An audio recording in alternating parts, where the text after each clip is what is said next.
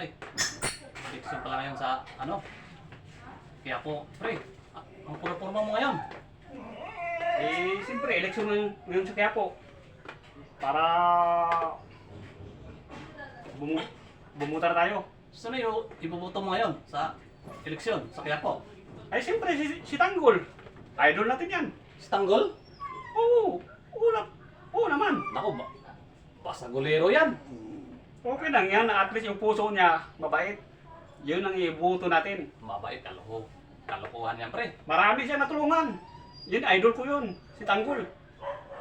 Hindi ako maniwala. Buti pa si ano, Miguelito. Si Tanggol ang gusto ko. Idol Bait ko ka ni yun. Miguelito, pre.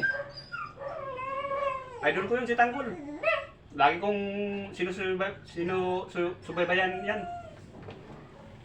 Kaya nga yun ang ibuto ko.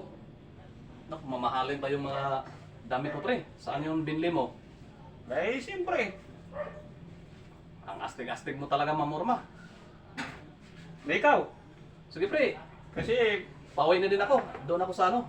Puntahan ko doon sa ano, baka ano pa ko sa pagbuta doon sa Quiapo. Kasi sayang yung boto ko. Ikaw nang bahala dito, pre. sige, mawala ka na lang. Sige, pre. Kasi mamaya-maya. Sige, ah. Dito ka lang, pre. Sige, ingat. Kasi maya-maya, pumunta din ako doon. Kasi, iboto ko si idol ko. Tanggol.